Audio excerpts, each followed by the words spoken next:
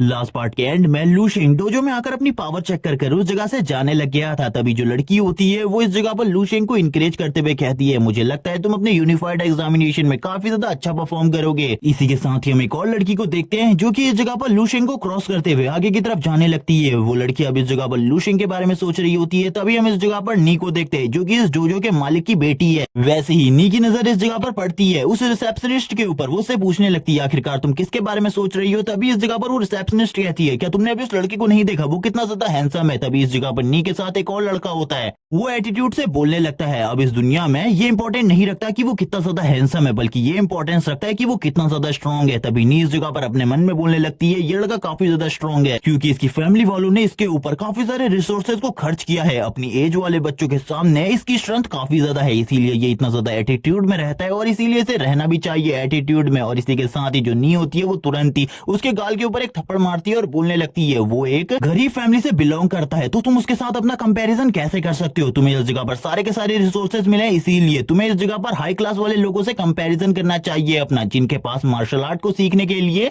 सारे के सारे रिसोर्सेज अवेलेबल रहते हैं। और उस जैसे लड़के के साथ तुम अपना कंपैरिजन कैसे कर सकते हो। इसी बारे में वो बात कर रही होती है। तभी वो लड़का इस जगह पर कहने लगता है, मैं आपसे इस जगह पर एक चीज कहना चाहता हूँ, मैं उस लड़के का रिजल्ट देखना चाहता हूँ एक बार, क्योंकि मुझे ऐसा लगता है वो एक हाई स्कूल का स्टूडेंट है, इसीलिए उसका पावर लेवल कितना ज्यादा है मैं ये देखना चाहता हूँ। मेरी मेहनत इस जगह पर साकार हुई या फिर नहीं। नी कहने लगती है, चलो ठीक है, इस जगह पर मुझे पता है तुम मेरी बातों को नहीं मानने वाले, इसीलिए मुझे ये करना पड़ेगा, लेकिन मुझसे दोबारा कराओ। इसी के साथ सीन शिफ्ट होता है। हम देखते हैं लू शेंग को जो कि एक टैक्सी ड्राइवर से बात कर रहा होता है। वो टैक्सी ड्राइवर कहता है, अगली बार अगर तुम आओगे तो हम दोनों और भी ज्यादा बातें करेंगे। लू शेंग इसी के साथ ही कहने लगता है, मैंने उस बंदे को ये बताया था कि मैं मार्शल आर्ट हॉल आ रहा हूँ अपनी पावर को चेक करवाने के लिए, इसीलिए वो मेरे साथ इतना ज्यादा फ्रेंडली बात कर रहा था, लेकिन मैं तो इसलिए इस जगह पर आया हूँ ताकि मैं अपने आप को रजिस्टर करवा सकूं एक लेवल 2 के मार्शल आर्टिस्ट के लिए और उसका टोकन ले सकूं। इसी के साथ ही वो आगे की तरफ बढ़ने लगता है और वो कहता है, ये मेरे लिए काफी ज्यादा इंपॉर्टेंट होने वाला है। हम देखते हैं वो दरवाजे को खोलता है। तभी एक लड़का उसके पास से गुजरते हुए कहता है, इस जगह पर इन लोगों की मशीनें खराब है, मैंने अपने घर में अपने कॉम्बैट पावर को टेस्ट किया था, लेकिन इस जगह पर मेरी कॉम्बैट पावर काफी ज्यादा कम है। सभी लोग इस जगह पर बात करने लगते हैं, ये लड़का इस जगह पर पागल है क्योंकि जो मार्शल आर्ट हॉल है उसके पास पूरी की पूरे बाइजिंग सिटी में सबसे ज्यादा हाई क्वालिटी की मशीन है, इसीलिए इस जगह पर जितने भी रिजल्ट निकलते हैं वो सारे के सारे सही होते हैं। लू शेंग कहने लगता है, सबसे ज्यादा हाई क्वालिटी की मशीन, इस जगह पर जब मैं अपनी पावर टेस्ट करूंगा तो सही में मुझे पता चल जाएगा आखिरकार मेरी स्ट्रेंथ किस लेवल पर है। तभी वो रिसेप्शन पर आ जाता है जिस जगह पर वो लड़की कहने लगती है, ठीक है, इस जगह पर मुझे पता है तुम भी टेस्ट देने के लिए आए हो, इस फॉर्म को भर दो और उसके बाद तुम अंदर जा सकते हो। लू शेंग सुनने के साथ ही कहने लगता है, चलो ठीक है। वो फॉर्म भरकर अंदर की तरफ जाता है। जैसे ही वो सामने के नजारे को देखता है वो पूरे तरीके से हैरान हो जाता है क्योंकि सामने एक बहुत बड़ी लाइन लगी होती है। लू शेंग भी उस लाइन में खड़ा हो जाता है और कहने लगता है, अगर इसी तरीके की लाइन में मुझे खड़ा रहना पड़ा तो इस जगह पर मैंने मार्शल आर्ट की प्रैक्टिस कर ली, लेकिन अब लू शेंग कुछ कर भी नहीं सकता था और उसे इसी लाइन में खड़े रहना पड़ेगा। सभी लोग इस जगह पर अलग अलग तरीके की बातें कर रहे होते हैं। लू शेंग सभी लोगों को देखने लगता है और कहता है, इन सभी की एज मुझसे काफी ज्यादा है, लेकिन तभी उसकी नजर एक लड़की के ऊपर पड़ती है जिसकी एज लू शेंग से भी कम होती है। लू शेंग अपने मन में कहने लगता है, आखिरकार ये कौन से लेवल के मार्शल आर्टिस्ट के लिए टेस्ट देने के लिए इस जगह पर आई हुई है। उसे कुछ भी समझ में नहीं आ रहा होता। तभी एक दरवाजा खुलता है पीछे की तरफ से और हम देखते हैं एक बहुत बड़े बल्क आदमी को जो कि धीरे धीरे कर आगे बढ़ रहा होता है। जितने भी लोग उसके सामने आते हैं वो सभी इस जगह पर छोटे बच्चे की तरह लग रहे होते हैं। सभी लोग उसको देखकर काफी ज्यादा डर चुके थे और कहने लग गए थे, आखिरकार ये कौन है। हम देखते हैं उस बंदे को जो कि सभी लोगों को साइड करते हुए आगे बढ़ रहा था। एक लड़का जो कि इस जगह पर टेस्ट देने के लिए आया हुआ था वो कहने लग गया था, इसके बाद जो मेरा फ्यूचर है वो पूरे तरीके से चेंज हो जाएगा, लेकिन हम देखते हैं वो बंदा उसे भी एक हाथ से ही साइड कर देता है और कहने लगता है, प्लीज मुझे आगे जाने दो, मुझे टेस्ट देना है। हम देखते हैं जितने भी लोग इस जगह पर मौजूद होते हैं उसके साइज और उसके मसल वेट को देखकर काफी ज्यादा हैरान होते हैं। तभी हम देखते हैं एक लड़की को जो कि उसके ऊपर चिल्लाते हुए कहती है, तुम्हारा साइज इतना ज्यादा बड़ा है तो तुम क्या इस जगह पर हम सभी लोगों को डराने की कोशिश कर रहे हो। इस जगह पर भूल जाओ, हम तुमसे डरेंगे, तुम्हें भी इस जगह पर हम सभी लोगों के साथ लाइन में लगना पड़ेगा। लेकिन हम देखते हैं जो बंदा उस जगह पर टेस्ट लेने के लिए खड़ा होता है वो उस बंदे को अपना कार्ड देता है और कहने लगता है, ये मेरा फॉर्म है, इसे एक बार चेक करो। तभी वो बंदा कहता है, तुम तो इस जगह पर लेवल 3 के मार्शल आर्टिस्ट के लिए टेस्ट को पास करना चाहते हो, इसीलिए आ जाओ इस जगह पर, अब तुम्हारा टेस्ट होने वाला है लेवल 3 के मार्शल आर्टिस्ट के लिए। ये सुनने के साथ तो वो लड़की भी हैरान हो जाती है। वो लड़का सीधा सीधा उसी जगह पर खड़ा रहता है और कहने लगता है, सभी लोग इस जगह पर रास्ते से हट जाओ।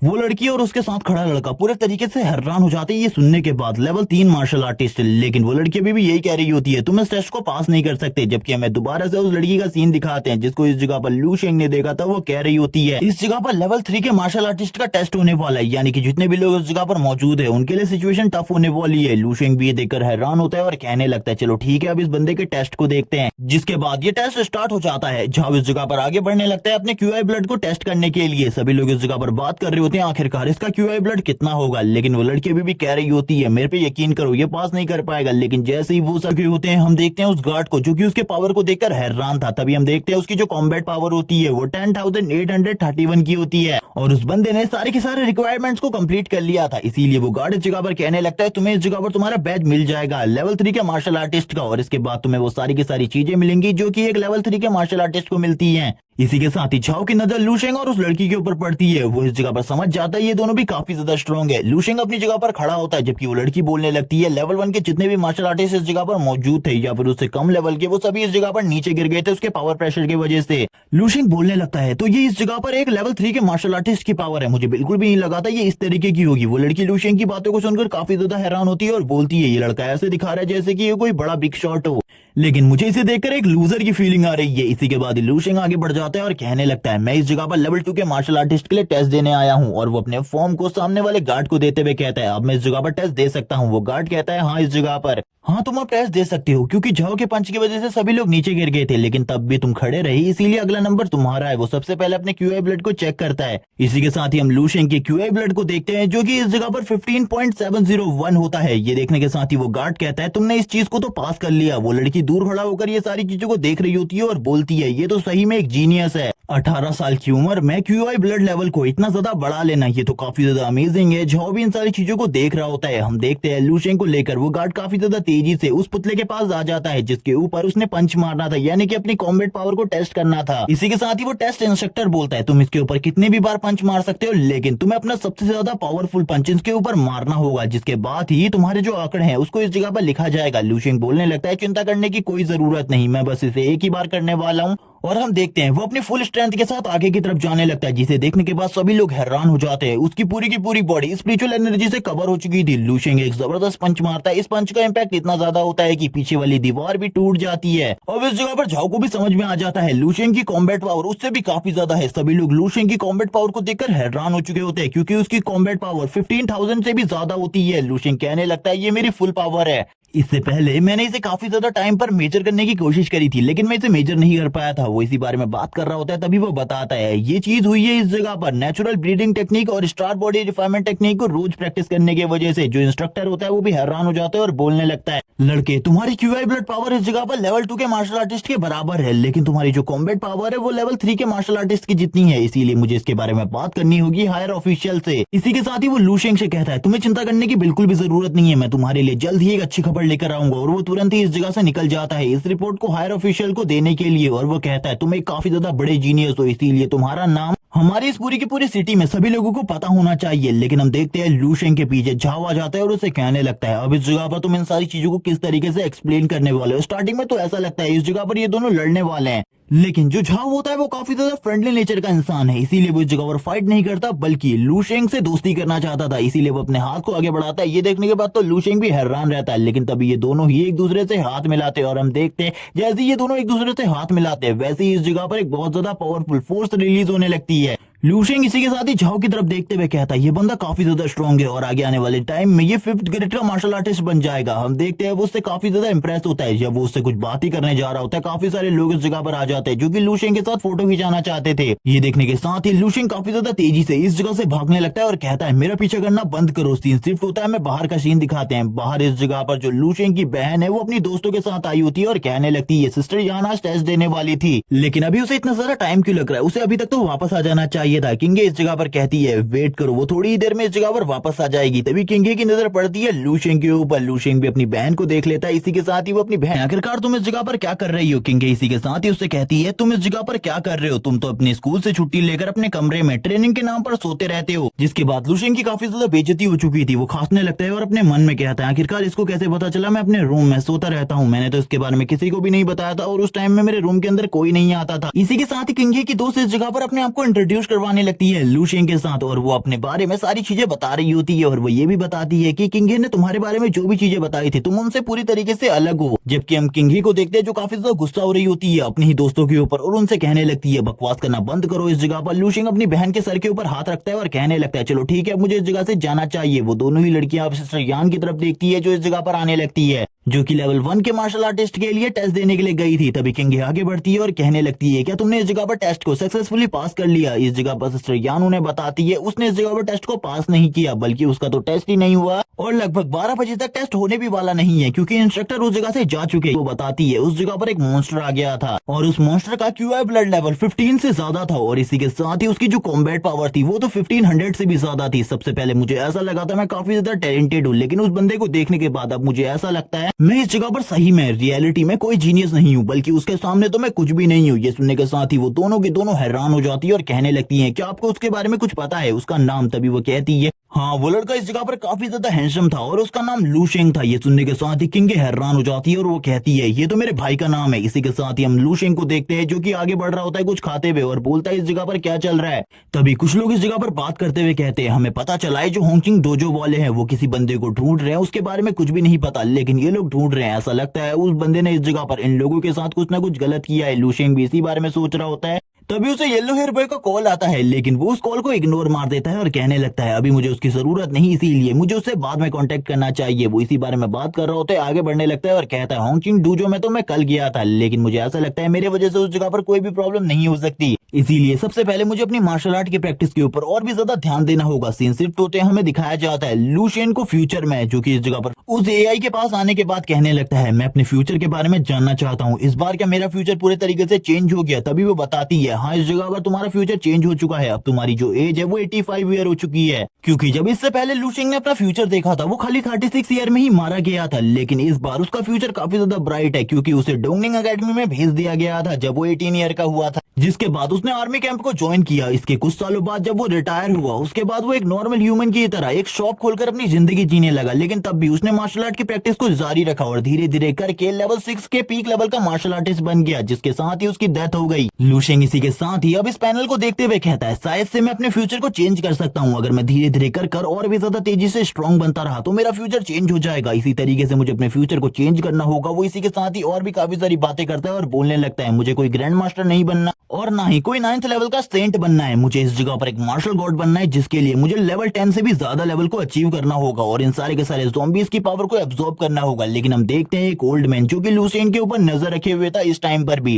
लू शेंग कहने लगता है मुझे इस जगह पर जल्दी से जल्दी अपनी पावर को और भी ज्यादा बढ़ाना होगा और मुझे अपनी स्ट्रेंथ को इतना ज्यादा बढ़ाना होगा कि कोई भी मेरे सामने नहीं टिक पाए, और अभी भी जितनी भी टेक्निक मेरे पास है इनका यूज करते हुए मैं अपनी कल्टीवेशन को काफी ज्यादा तेजी से ग्रो करवा सकता हूँ। सबसे पहले मुझे जल्दी से जल्दी मास्टर करना होगा स्टार बॉडी डिफाइनिंग टेक्निक और नेचुरल ब्रीडिंग टेक्निक को। इसी के साथ ही सीन शिफ्ट होता है, हमें सीन दिखाया जाता है बाई सिटी के मार्शल आर्ट हॉल के प्रेसिडेंट का, जो कि इस जगह पर किसी से बात कर रहे होते हैं और इस जगह पर जो बात चल रही होती है वो डोंगचिंग एकेडमी के बारे में थी और प्रेसिडेंट सामने वाले बंदे से कह देते हैं इस बार भी हमारी सिटी से कोई भी नहीं आने वाला क्योंकि हमने हमारी सिटी में किसी भी टैलेंट को सिलेक्ट नहीं किया है अभी तक, और वो इसी बारे में बात करते हुए अपने ब्रश से कुछ लिखने लगते हैं। तभी सामने वाला जो बंदा होता है वो कहने लगता है मुझे नहीं लगता अब तुम्हारी बाई सिटी में कोई भी टैलेंट होने वाला है कभी भी। लेकिन इसके बारे में सुनने के बाद बाई सिटी के प्रेसिडेंट कहते हैं तुम्हें इस तरीके से बातें नहीं करनी चाहिए। लेकिन हम देखते हैं इस जगह पर बाई सिटी के जो मार्शल हॉल के प्रेसिडेंट होते हैं उनकी वो सामने वाला बंदा काफी ज्यादा बेइज्जती कर चुका था। इसी के साथ ही कॉल कट हो जाती है। वो अपने मन में कहने लगते हैं अगर हमारी सिटी में कोई भी रेयर जीनियस होता तो मैं जरूर उस जगह पर उसको भेजता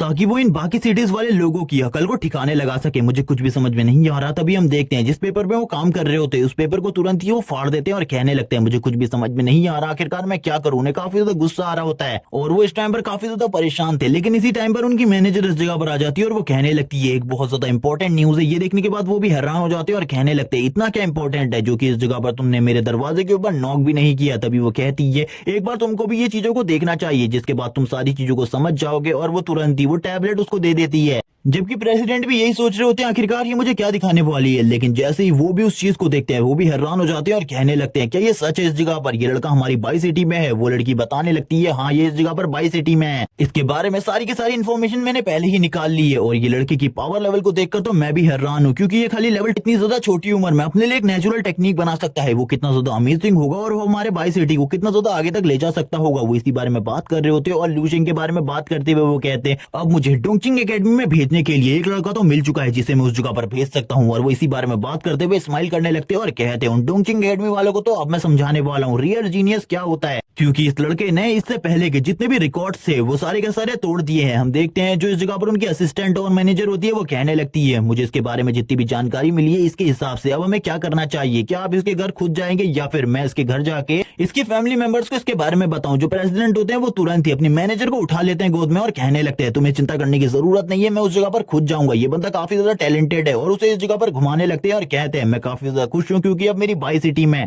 एक ऐसा रेयर जीनियस निकला है जिसकी पावर लेवल बाकी सारे जीनियस से काफी ज्यादा है और मुझे ऐसा लगता है आगे आने वाले टाइम में ये काफी ज्यादा स्ट्रॉन्ग बनेगा। और वो उससे पूछते हैं क्या तुम्हें पता है एक रेयर जीनियस क्या होता है? एक रेयर जीनियस जो इतना ज्यादा स्ट्रॉन्ग होता है वो आने वाले फ्यूचर टाइम में इतना ज्यादा स्ट्रॉन्ग बन सकता है कि वो उन मार्शल गॉड के बराबर तक जा सकता है जो कि इस टाइम पर हमारे वर्ल्ड में स्ट्रॉन्गेस्ट है। ये सुनने के साथ ही वो लड़की कहती है मैंने इस जगह पर कार को तैयार कर लिया, आपको चिंता करने की जरूरत नहीं है, हम जल्दी उस जगह पर पहुंच जाएंगे। इसी के साथ ही सीन शिफ्ट होता है, लेन को दिखाते हैं जो कि नी के पास आ जाता है और उससे कहने लगता है मेरे को उस लड़के के बारे में सारी की सारी इन्फॉर्मेशन मिल चुकी है, उसके फादर मदर सब लोगों के बारे में। और ये सुनने के साथ ही नी कहती है मुझे जल्दी से जल्दी बताओ और वो सारी की सारी इन्फॉर्मेशन नी को दे देता है और नी से कहने लगता है उसने जो मशीन तोड़ी थी उसके पैसे मैं दे दूंगा तुम लोगों को, चिंता करने की बिल्कुल भी जरूरत नहीं है। वैसे भी वो काफी ज्यादा गरीब फैमिली से बिलोंग करता है। लेकिन नी बोलती है ये सारी चीजें इन चीजों के लिए नहीं है, तुम्हें शांत होना चाहिए। नी इसी के साथ ही किसी को कॉल करते हुए कहती है मुझे कुछ गिफ्ट चाहिए और इसी के साथ ही अब वो इस जगह पर लेन से बोलती है जल्दी से मेरे साथ चलो, उस लड़के के घर हम लोग जा रहे हैं अभी के अभी। और लेन तुरंत ही अब निकल जाता है इस जगह से नी के साथ उसके घर की तरफ। सीन शिफ्ट होता है, हम लू शेंग को देखते हैं जो कि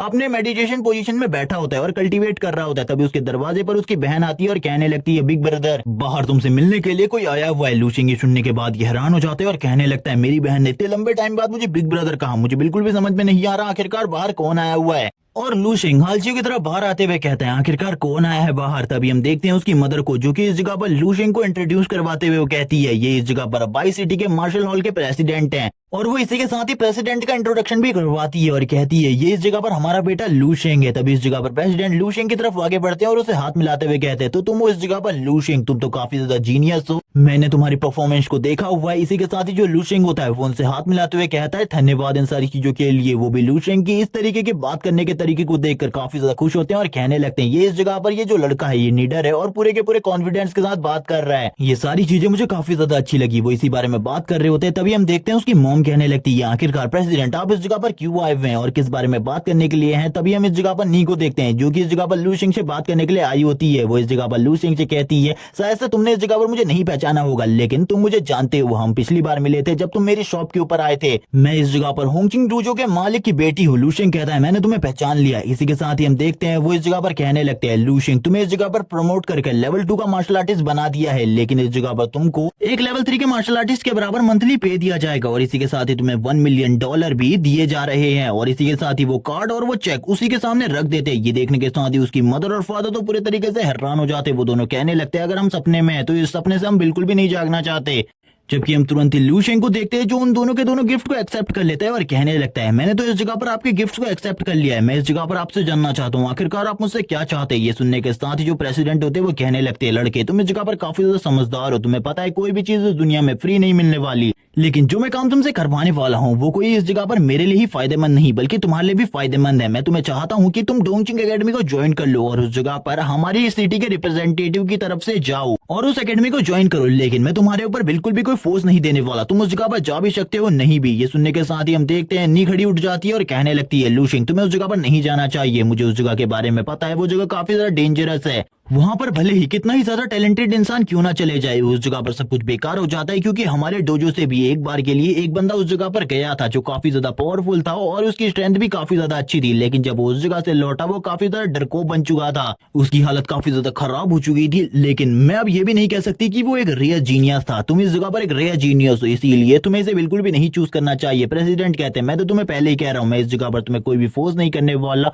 तुम उस डोंगचिंग एकेडमी को ज्वाइन कर सकते हो या फिर नहीं, ये बस तुम्हारे ऊपर डिपेंड करता है। लू शेंग ये सुनने के बाद ही कहता है मैं उस डोंगचिंग एकेडमी को जरूर ज्वाइन करूंगा और इसी के साथ ही जो उसके हाथ में वो कार्ड था वो उसको लेते हुए कहता है मैं इसे ज्वाइन करूंगा, लेकिन मुझे बताइए आखिरकार मैं उस जगह पर कैसे जाने वाला हूँ। प्रेसिडेंट सारी चीजों के बारे में बताते हैं 2 दिन बाद तुम्हें उस जगह पर जाना होगा, तब तक तुम अपनी सारी की सारी तैयारियां कर सकते हो और 2 दिन बाद मैं तुम्हें लेने के लिए आऊंगा उस जगह पर जाने के लिए, लेकिन मैं तुम्हें बिल्कुल भी फोर्स नहीं कर रहा, अगर तुम वहां नहीं जाना चाहते तो मत जाओ। लू शेंग कहने लगता है मैं उस जगह पर जाने वाला हूँ, आपको टेंशन लेने की बिल्कुल भी जरूरत नहीं है। प्रेसिडेंट अभी भी यही कह रहे होते हैं बस इस जगह पर ये सब कुछ तुम्हारे ऊपर डिपेंड करता है, मैं तुम्हें बिल्कुल भी फोर्स नहीं करने वाला उस जगह पर जाने के लिए। और इसी के साथ ही प्रेसिडेंट बोलने लगता है मेरा काम खत्म हो चुका है, मैं बस तुम लोगों से मिलने के लिए इस जगह पर आया था, इसीलिए अब मैं इस जगह से जा रहा हूँ। और इसी के बाद ही मार्शल आर्ट हॉल के प्रेसिडेंट इस जगह से निकल जाते हैं। अब ये देखने के साथ ही नी कहने लगती है अब मेरा काम स्टार्ट होता है। तभी इस जगह पर लू शेंग कहता है आखिरकार तुम इस जगह पर क्यों आई हुई हो, तुमने तो इस जगह पर अपने आने का कोई भी रीजन नहीं बताया और ना ही मैं तुम्हें जानता हूँ। जैसे ही नी भी लू शेंग को देखती है वो कहने लगती है ये तो काफी ज्यादा हैंडसम है। इसी के बाद ही वो खांसते हुए कहती है मैं इस जगह पर चाहती हूँ कि तुम हमारे डोजो को ज्वाइन कर लो। और वो बताने लगती है ये कोई नॉर्मल ज्वाइन नहीं होने वाला बल्कि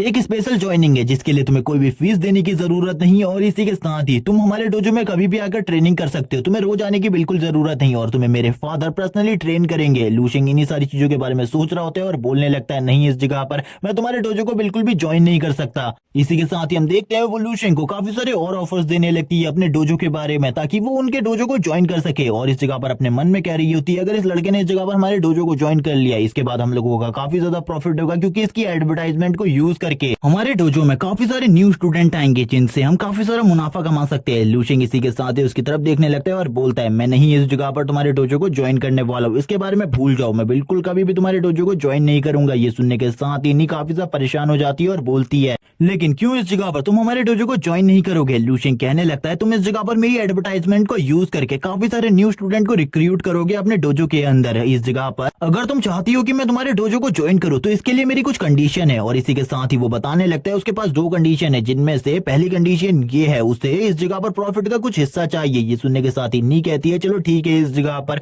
तुम्हें हर महीने हम $1,00,000 देंगे, लेकिन अब तुम्हारी दूसरी कंडीशन बताओ। लेकिन हम देखते हैं लू शेंग इस जगह पर दूसरी कंडीशन के बारे में कुछ भी नहीं बताता। इसी के साथ ही जो नी होती है वो कहने लगती है ठीक है इस जगह पर आज से तुम हमारे डोजो के डिसिपल हो और इसी के साथ ही हम तुम्हें 1 लाख पर मंथ देंगे। और इसी के साथ ही सीन शिफ्ट होता है, हम देखते हैं लू शेंग के घर के ऊपर जिस जगह पर उसकी मॉम उसके फादर दोनों ही हैरान होते हैं लू शेंग को देखकर और वो कहने लगते हैं $1 मिलियन इस जगह पर तुमको स्कॉलरशिप के रूप में मिला है और इसी के साथ ही $1,00,000 तुम्हें पर महीने मिलने वाले। ये कितना ज्यादा अमेजिंग है, अगर ये सपना है इस जगह पर तो ये काफी ज्यादा बेहतरीन है। हमारे बेटे तुम्हारी लाइफ तो पूरे तरीके से चेंज हो चुकी है। लू शेंग कहने लगता है मोम अब आपको काम करने की बिल्कुल भी जरूरत नहीं है और ये ना ही कोई सपना है, इसीलिए अब आप लोगों को काम करने की जरूरत नहीं है। फादर आपकी पीठ में जो दर्द रहता था उसका भी हम जल्द ही इलाज करवाएंगे, अब आप लोगों को चिंता करने की बिल्कुल भी जरूरत नहीं क्योंकि अब मैंने पैसे कमाना स्टार्ट कर दिया है तो आप लोगों को अब काम करने की बिल्कुल भी जरूरत नहीं। उसकी मदर फादर के यहाँ पर काफी ज्यादा खुश होते हैं लू शेंग से और कहने लगते हैं तुम तो इस जगह पर काफी ज्यादा अच्छे हो, मुझे ऐसा लगता है आगे चलकर तुम और भी काफी ज्यादा बड़ी बड़ी प्रोग्रेसेस को अचीव करोगे। सीन शिफ्ट होता है लेबोरेटरी में जिस जगह पर जो सू होती है वो काफी ज्यादा परेशान होती है, अपने नाखूनों को चबाते हुए कहने लगती है लगभग 1 हफ्ता हो चुका है, ना ही वो लड़का मुझसे मिलने आया और ना ही उस लड़के के बारे में मुझे कोई इन्फॉर्मेशन मिली। मैंने सारे के सारे फार्मासिस्ट की लिस्ट निकाली और उसमें भी उस लड़के को ढूंढने की कोशिश करी, लेकिन उस लड़के के बारे में अभी तक मुझे इतना सा भी सुराग नहीं मिला और ना ही उस लड़के के नाम के बारे में मुझे कुछ पता चला और ये सारी चीजें हो रही है इसके वजह से। और इसी के साथ ही हम देखते हैं वो उस लिक्विड के बारे में बात करते हुए कहती है वो लिक्विड काफी ज्यादा अच्छा है, मैंने ये तक पता किया है कि उस लिक्विड का कोई भी साइड इफेक्ट नहीं है और मार्केट में उसके मुकाबले जितने भी लिक्विड है वो उन सभी लिक्विड के मुकाबले 10 गुना ज्यादा बेहतरीन है। और इसी के साथ ही वो येलो हेयर बॉय की तरफ देखती है और कहती है तुमने इस जगह पर मेरे काम को नहीं किया, तुम इस जगह पर काफी ज्यादा बुरे हो। लेकिन तभी जो येलो हेयर बॉय होता है वो कहने लगता है मैंने उसे ढूंढ लिया, मैंने उसे ढूंढ लिया। ये सुनने के साथ ही वो हैरान हो जाती है और कहती है क्या तुमने उसे इस जगह पर ढूंढा है, अब मुझे बताओ जरा आखिरकार तुमने उसे कहाँ देखा अभी के अभी। तभी इसी के साथ ही वो टीवी की तरफ उंगली करते हुए कहने लगता है उस जगह पर देखो ये जो लड़का टीवी में दिखाया जा रहा है ये वही है। इसी के साथ ही हम देखते हैं लू शेंग के बारे में न्यूज चल रही होती है कि वो इस जगह पर यंगेस्ट लेवल 2 का मार्शल आर्टिस्ट बन चुका है और वो हमारी सिटी से डोंकिंग सिटी भी जा रहा है और ये काफी ज्यादा जीनियस है। और इसी के साथ ही लू शेंग के बारे में काफी सारी बातें भी बताई जा रही होती है और लू शेंग की इस जगह पर फोटो होती है उसके दोस्त मिंग के साथ वाली और लू शेंग के बारे में जितनी भी खबरें होती है उनको सुनने के बाद तो सू की इस जगह पर हालत ही खराब हो जाती है। सू उनकी इस बातों को सुनने के बाद बहुत ज्यादा हैरान होती है। सीन शिफ्ट होता है, हमें एक बहुत बड़े माउंटेन का सीन दिखाते हैं जो कि काफी ज्यादा शानदार होता है और हमें पता चलता है लू शेंग इस जगह पर एक पिल को रिफाइन करने के लिए कुछ मेडिसिन इकट्ठा करने के लिए आया हुआ है। हम देखते हैं लू शेंग काफी ज्यादा दूर दराज वाली जगह पर जा रहा होता है ताकि वो उस मेडिसिन को ढूंढ सके और कहने लगता है मुझे वो मेडिसिन उसी जगह पर मिलनी चाहिए और वो ये भी बताता है कि उसकी एक नॉर्मल लेवल 2 के मार्शल आर्टिस्ट के मुकाबले स्ट्रेंथ 10 गुना ज्यादा है और स्पीड 5 गुना ज्यादा है और वो काफी ज्यादा तेजी से आगे बढ़ रहा होता है अपने पीठ में एक बैग को लेकर और बोलने लगता है मेरे पास ज्यादा टाइम नहीं है क्योंकि कल को मुझे डोंकिंग एकेडमी में वापस जाना है, इसीलिए सबसे पहले मुझे सारी की सारी मेडिसिन बनानी होंगी और उसके लिए जितना भी यूजफुल सामान है वो मुझे इसी जगह पर मिलने वाला है, इसीलिए मुझे काफी ज्यादा तेजी से आगे बढ़ना होगा। वो एक एक पेड़ को छलांग मारते हुए काफी ज्यादा तेजी से आगे जाने लगता है। वो अब इस माउंटेन के टॉप के ऊपर आ जाता है और बोलने लगता है मैं इस जगह पर अपनी नेचुरल ब्रीडिंग टेक्निक को बहुत ज्यादा अच्छी तरीके से मास्टर कर सकता हूँ। वो इसी के साथ ही इस जगह पर खड़े होते हुए नेचुरल ब्रीडिंग टेक्निक को एयर फॉर्म में कल्टीवेट करने लगता है और कहता है अगर मैं एयर फॉर्म में इस जगह पर नेचुरल ब्रीडिंग टेक्निक को कल्टीवेट करूँ तो इस जगह पर नेचर के अंदर जितनी भी स्पिरिचुअल एनर्जी है मैं उस स्पिरिचुअल एनर्जी को काफी ज्यादा इजीली कंज्यूम कर सकता हूँ किसी भी टाइम पर, और इसके बाद कभी भी मुझे स्पिरिचुअल एनर्जी की कमी नहीं होने वाली। और हम देखते हैं वो सामने की तरफ एक पाम अटैक करता है और उसका ये पाम अटैक इतना ज्यादा स्ट्रांग होता है सामने जितने भी बादल होते हैं वो इस जगह पर हट जाते हैं। लूशियन कहता है मैंने इस जगह पर नेचुरल ब्रीडिंग टेक्निक की एक और फॉर्म को मास्टर कर लिया, ये काफी ज्यादा अमेजिंग है। अब मुझे सेकंड फॉर्म को मास्टर करने की जरूरत है जिसके बाद मैं थर्ड फॉर्म को अनलॉक करूंगा। वो इन्हीं सब चीजों के बारे में बात कर रहा होता है तभी उसे वो मेडिसिन भी मिल जाती है जिसके लिए वो इतने ऊपर आया था और वो कहने लगता है बाकी मेडिसिन को मैंने इकट्ठा करने के लिए कुछ और लोगों से कहा है लेकिन ये मेडिसिन इसी जगह पर मिलने वाली थी क्योंकि अभी तक इस वर्ल्ड में इसके यूज के बारे में किसी को भी नहीं पता। मुझे भी इसके यूज के बारे में सिस्टम से ही पता चला है, इसीलिए मुझे जल्दी से जल्दी कल्टीवेट करने के लिए इन मेडिसिन को बनाना होगा। और वो वापस से अपनी स्पीड का यूज करते हुए काफी ज्यादा तेजी से आगे की तरफ बढ़ने लगता है और कहता है मुझे नीचे जाना होगा ताकि मैं और भी ज्यादा तेजी से नीचे पहुंच सकूं और कल रात तक मेडिसिन को भी तैयार कर सकूं। और हम देखते हैं उसकी स्पीड इतनी ज्यादा तेज होती है कि वो काफी ज्यादा जल्दी उस जगह पर पहुंच जाता है जिस जगह पर वो एजेंट होता है जिसने सारी की सारी मेडिसिन को तैयार रखा है। लूशियन कहने लगता है मेरे पास तुम्हारे सारे के सारे पैसे हैं जितने तुमने कहा था, यानी कि हर मेडिसिन के 500 युआन। और इसी के साथ ही वो कहने लगता है हाँ इस जगह पर सारी की सारी मेडिसिन तैयार है लेकिन अब इस जगह पर डील चेंज हो चुकी है, बल्कि अब मुझे 1000 चाहिए हर मेडिसिन के। ये सुनने के साथ ही लूशियन कहता है लेकिन ये तो इस जगह पर गलत है, तुमने मुझसे कहा था कि हर मेडिसिन के 500 चाहिए इसीलिए मैं तुम्हें 5000 देने को तैयार हूँ लेकिन मैं इससे ज्यादा बिल्कुल भी नहीं दूंगा। जबकि वो बंदा कहता है अब मुझे इस जगह पर ये सारे के सारे नहीं बल्कि इस जगह पर अब तुम ये सारी के सारी मेडिसिन खरीदने वाले हो इसीलिए तैयार हो जाओ क्योंकि अगर तुम ऐसा नहीं करते तो तुम्हें इस जगह पर बहुत ज्यादा बुरे तरीके से पीटा जाएगा। लूशियन कहने लगता है सबसे पहले तो तुम इस जगह पर बहुत ज्यादा गलत कर रहे हो अपने कस्टमर के साथ। तभी वो बंदा खड़े होते हुए कहता है तुम्हें क्या लगता है इस जगह पर तुम मेरे खिलाफ कुछ कर सकते हो? चलो ठीक है अगर तुम कुछ भी करना चाहते हो तो करो। और हम इसी के साथ ही देखते हैं उसके जो बाकी दोस्त होते हैं अब वो भी इस जगह पर सामने आने लगते हैं और कहते हैं अगर तुम पुलिस को फोन करना चाहते हो पुलिस को भी फोन करो, हम इसी जगह पर रहने वाले और तुम तो इस जगह से बिल्कुल भी नहीं लगते, इसीलिए अगर पुलिस इस जगह पर आएगी तो सबसे पहले तुम्हारे ऊपर शक करेगी और तुम खुद इस जगह पर जिस जाल में हमें फंसाना चाहते थे उसी जाल में खुद फंस जाओगे। इसीलिए सबसे पहले तुम्हें हमारी बातों को मान लेना चाहिए, ये काफी ज्यादा इजी रहेगा तुम लोगों के लिए। लूशियन इसी के साथ ही अपनी बॉडी के ऊपर स्पिरिचुअल एनर्जी को ले आता है और कहने लगता है क्या तुम्हें इतना आसान लगता है मुझे टीज करना? मुझे बुली करना इतना आसान बिल्कुल भी नहीं है। वो सभी के सभी आगे बढ़ रहे होते हैं और कहने लगते हैं हम सभी के सभी इस जगह पर लेवल 1 के मार्शल आर्टिस्ट हैं, अगर तुम हम लोगों को डराना चाहते हो अपनी स्पिरिचुअल एनर्जी को दिखाकर तो बिल्कुल भी इसके बारे में भूल जाओ क्योंकि अब तुम्हारी पिटाई होने वाली है